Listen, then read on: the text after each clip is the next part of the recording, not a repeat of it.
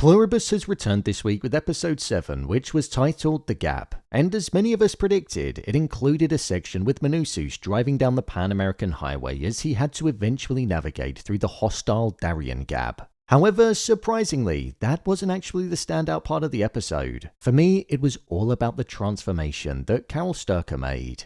Within this short 46-minute episode, we saw it go from 12 days since the joining, where Carol was almost now embodying the confident, arrogant nature that Koumba had because she knew that the others couldn't get to her, to it then jumping to 48 days later where she was a broken woman that was begging for the others to come back. And I want to answer exactly why that was. So let's get into this week's episode and discuss all things Pluribus episode 7. Just to let you know, as per usual, this video will contain spoilers, so if you don't want any, pause the video, watch the episode, and then come back. The opening scene. As per usual with Pluribus, the opening scene starts off with a clear shot which almost establishes the environment. Last week we had the night sky of the warehouse, the week before we had the view from the window inside of the hospital where the patient was drinking milk, and in this one we had a view of the sky over the desert that Carol was driving through as she was now 415 miles away from Las Vegas and closer to being back home. This showed us without the need of a timer that this was taking place not that long after she got in her car and drove away from Koumba after finding out that the others weren't able to make her a part of the joining unless she consented to it. As Carol was driving, she was humming the song It's the End of the World as We Know It by REM, a song which felt appropriate to the setting of the show because as she was driving around the vast open landscape of nothingness that was unoccupied, it quite literally embodied the end of the world. It would also become an important song because it was the final thing that she sang during the opening scene, and the lyrics it concluded on would connect all the way to the end of the episode, but I'll get to that in a sec. When Carol entered the gas station, we saw a side to her that we haven't really seen before. One that was confident, demanding, arrogant, and rude. She was demanding that the gas station pump be switched on, and then she pushed it far and demanded a red Gatorade that was ice cold. But when it arrived and it wasn't the temperature that she wanted, she called them back and told them to do better because it wasn't the required temperature that she wanted. This confidence and arrogance had almost come from nowhere, and she was quite literally acting like how we'd seen Koumba act since the end of the world began. If you didn't like Carol before, then seeing her act like this was definitely a way of cementing the dislike towards her even more.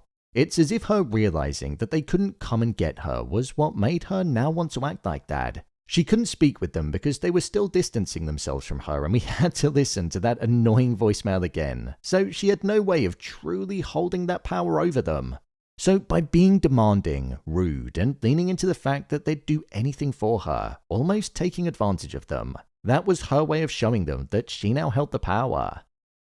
With the way that Carol was during the end of the episode, a broken woman that had a darker mind, I feel like that was teased to us when she was in the gas station and she was standing in the darkness that was present in the room whilst on the phone, almost insinuating that darkness was gonna find her. When Carol left the gas station, the reality of the emptiness of the world and the alien-like nature of the situation was brought to the forefront when she won $10,000 on the scratch card. She celebrated, but in actuality, it meant nothing because money was something that didn't hold any value in this new world. Something that was also made apparent with Manousos in this episode when he was putting the bills on the cars that he was taking the gas from. With the fireworks in the back of the car, which I think represented two different things. Celebration at the fact that the others couldn't get to her, but also explosions, which are often associated with damage and destruction, which leads into the end of the world that she was singing about earlier. The final thing that we saw in the opening scene was Carol singing It's the End of the World as We Know It, and I feel, but before she could share how she felt, even though the end of the REM song is I Feel Fine, the reason that it was left blank and we didn't find out what she was saying was because the entirety of Carol's arc in this episode was about us witnessing how she truly felt, and that even though she might have felt fine in that specific moment, by the end of the episode we saw her emotions yo-yoing around, and by the end she most certainly didn't feel fine. There were even glimpses of her mask slipping when trying to lean into this world that she was essentially now free in when she was out for dinner, so it was a great way to conclude the opening scene, teasing us with the idea that she's gonna feel fine, but then later on seeing that she actually wasn't. 12 days, 20 hours, and 42 minutes. Even though Carol was acting celebratory in this episode, especially during this scene, what I felt like it was truly showing us was that a mask was up with the way that she was acting. For example, outside the front of her house, she had fireworks that were going off as she was singing The Stars and Stripes Forever, an anthem that embodies national pride and unity. But here she was on her own, watching fireworks going off with a 4-pack with only one beer taken. Watching fireworks is something that people often do together, and even though Carol had a smile on her face, she was the butt of the joke, which the clown felt symbolic of too. She was on her own, and I really felt that loneliness during this scene. Even though that loneliness wasn't at the forefront, when the wolves started howling in the distance, that did bring it right to the center, and we saw Carol's whole demeanor change for a split second. If anything were to happen, she'd be on her own. Those very wolves could return for seconds, and there'd be nothing that she could do about it. No neighbors to protect her, no authorities to call. So that emptiness was felt in this scene, and for a brief moment, Carol felt that too. When the camera panned around and she joined in with the wolves howling, in my opinion, the movement of the camera represented the shift in Carol's mind and showed that she was now on the offensive and was more arrogant to what she was before.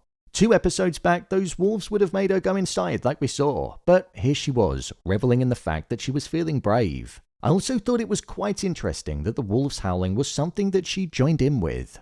Wolves are known to be in packs, and with Carol not really having any interaction, this was something that she was actually a part of. She had a call and response for the first time in a while. This entire section with Carol was pretty much about her leaning into the stereotypical tropes of what people would do if the world was frozen for a day, or if you had the freedom of the world. She went out and played golf, which allowed us to see a buffalo on the golf course, something that reinforced the fact that animals now had the ability to roam freely and go wherever they wanted to. We also saw her finally selecting a nicer car than the police car, which felt like she was leaning into the idea that anything was basically hers now, like Koumba. She was singing the lyrics, "I'm alright, don't nobody worry about me," which to me was a clear indicator that she wasn't actually alright. She went to a spa and relaxed in the pool, and she also went to Georgia O'Keeffe's museum and selected the painting that she only ever had a poster of, so she now had the real deal in her living room.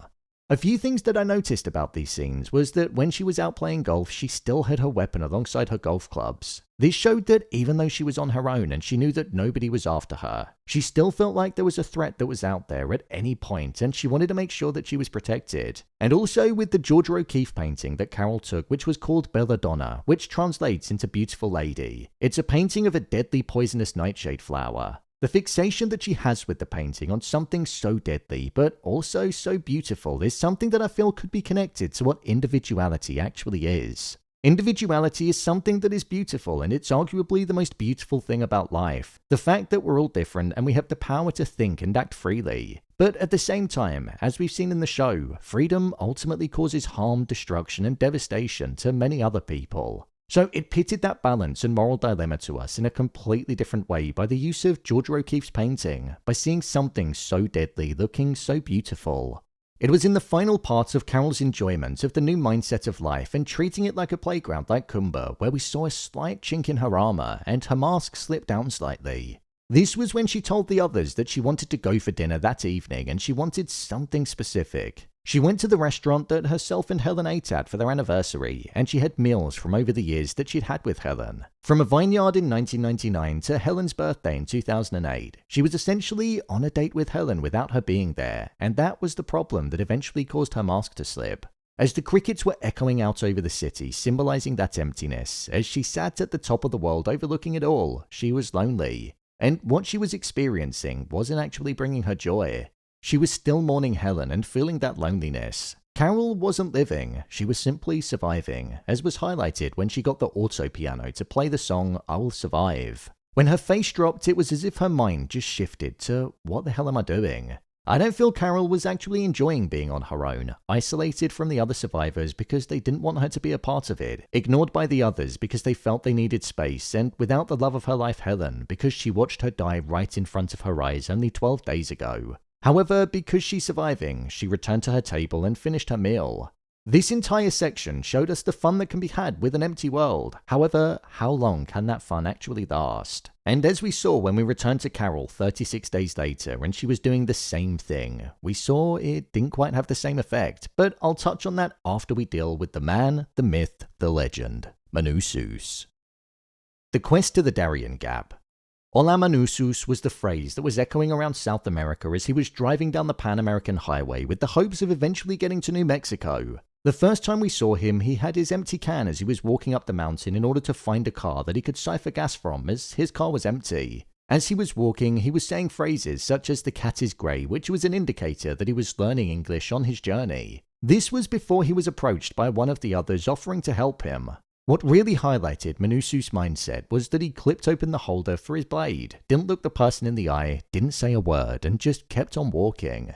It showed that he was still relatively fearful of them due to not knowing what their intentions actually were, and he didn't take up their offer of helping him up the mountain. Something that was true to the character's traits from when we were first introduced to him.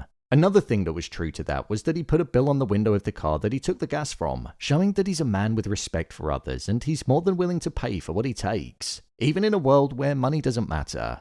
The subtle focus on the crucifix in the previous episode in the home of Manousos came to the forefront of this episode when he held the piece of art of Mary that was around the rearview mirror of his car, and also when he sought comfort and shelter in the church, the only building that he was near that he was prepared to enter which would stop him from sleeping in his car. This showed that he felt protected by God and that in the house of the Lord he'd be safe. As Manousos was driving through the different countries, there was a shot of what looked like paintings on a stone. These would most likely be many, many thousands of years old, and for me, it really got across the value and beauty of individuality, and the fact that expressing oneself was something that dated back such a long time, since humans came into existence. But now, with there only being 13 survivors, that was something that no longer did exist.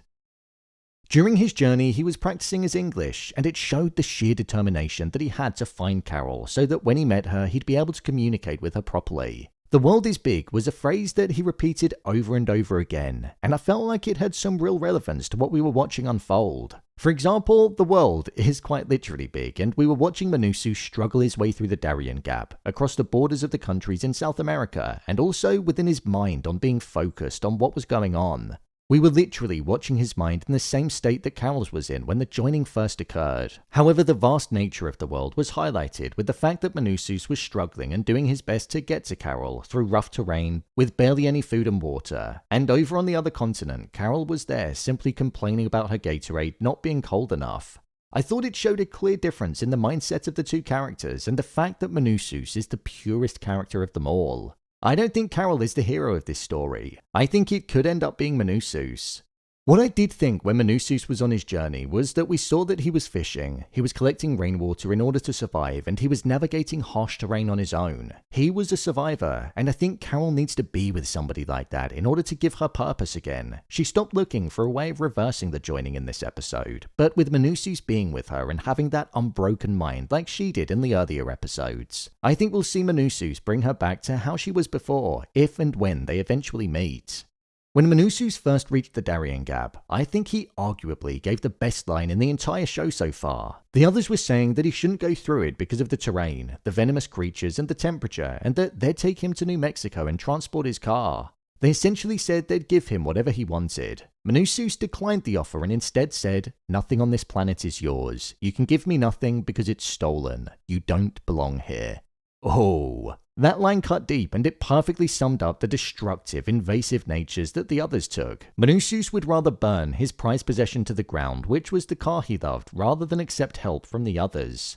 He viewed the others as worse than the venomous creatures that could be present within the swamps and the forests, and for the first time, the blank look that was on their face felt reminiscent of the one that they had when they left Carol. Were they offended by what Manousos said? I feel like they might have been. The tender touch that he gave the car, almost saying goodbye to it, his companion that kept him safe on his travels, was a moment that I actually thought was quite beautiful. It leaned into the soft, kind-hearted nature that Manousos had and the real human side to him, rather than the alien robotic side that he'd have if he joined the others. As he was navigating through the terrain, he kept repeating the line, "My name is Manousos Oviedo. I'm not one of them. I wish to save the world." This felt like it was the very phrase that was keeping him going through the difficult terrain, the long nights, and the thirsty, fatiguing walks. However, when he was cutting through the vines, he almost walked into a trap. These traps are there because it said that members of the cartel operate through the Darien Gap, and with nobody left there, it showed that the traps could still be present and cause harm. He ultimately fell into one due to slipping on a rock, and it was such a tense scene. I felt like something bad was always going to happen long before it did, so when he fell into the tree, the abrupt nature of it really did catch me off guard, even though I was half expecting it. When Manousos was venturing through and ploughing on after healing himself, he dropped to the ground and said, "Carol Sturcker," over and over again. I thought this was actually quite humorous because all I thought was, imagine your final words being the name of this miserable human being that cared for nobody but herself. However, the helicopter that was watching over him the entire journey swooped in, and it felt like Manousos was symbolically seeing the light as it came down. So without him even being able to say no, the others collected him and most likely took him to the nearest hospital. This marked the end of Manousos in the episode, but to me what it showed was that he was the true survivor out of the bunch and he wanted to save the world the most. There were no leisurely luxuries in what he was doing, and there was no taking advantage of the others to make his life easier. He was a man that didn't rest on his laurels, and he was even prepared to die for that, so it said a lot about his character. 48 days, 16 hours, and 57 minutes. This was a time jump that I didn't expect to see in the show so quickly. We jumped forward 36 days, and Carol was essentially reliving the same day over and over again. She hadn't spoken to anybody, and we could clearly see that she was feeling the weight of that loneliness. The others still weren't even communicating with her. When you've got the freedom to do anything, it seems like it can become boring very quickly, more so when you're doing it on your own. Carol was essentially in the largest form of solitary confinement that there's ever been, and it was slowly chipping away at her. We even saw that with the fireworks that she was lighting off. She was quite happy for it to take her out and to end things as it slipped forward towards her, and she did nothing about it.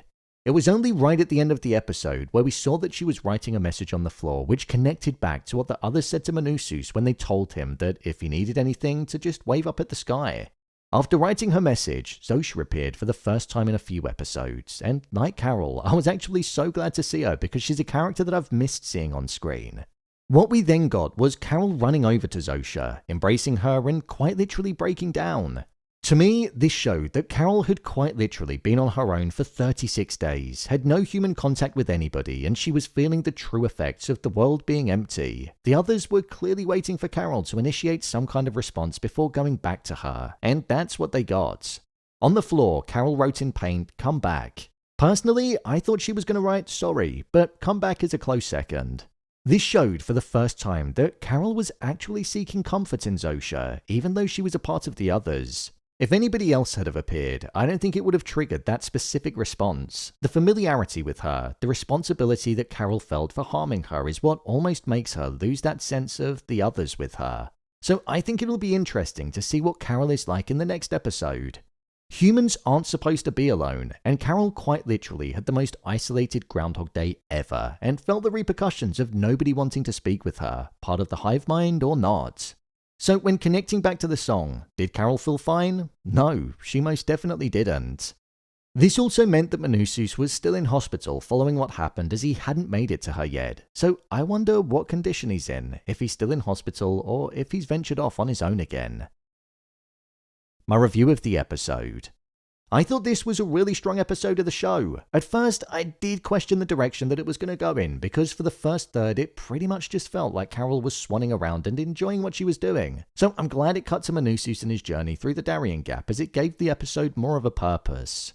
Carol being the complete opposite to how we'd seen her in the show, giving up on looking for the reversal because they weren't a threat to her anymore, and also taking a leaf out of Koumba's book was an interesting position to see her in. It was clear to see that she was wearing a mask, was hurting, but was just covering it up with these actions. I'd say it made Carol more dislikable, and I'm finding it so interesting that Vince Gilligan has written a character that at the moment doesn't truly have any redeeming qualities whatsoever. That's what makes me think that Manousos is going to be the character that we end up rooting for, because so far he's been speaking in broken English and I feel I relate more to him than I do to her. For me, that's the beauty in the character. We don't need language to understand him, we just need to see his actions and the way that he behaves. It's beautiful.